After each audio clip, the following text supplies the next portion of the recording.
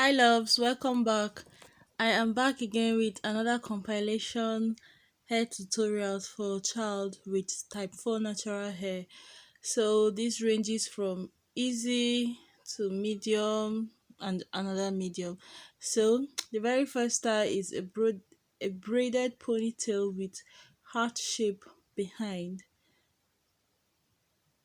One of the styles. The next one, it's going to be a space bun, two space buns or space bun hairstyle, and the third one is like an all down hairstyle which I made for her edges to recover. So that last style is very suitable for a child whose edges you just need to rest and recover. It's very edge friendly.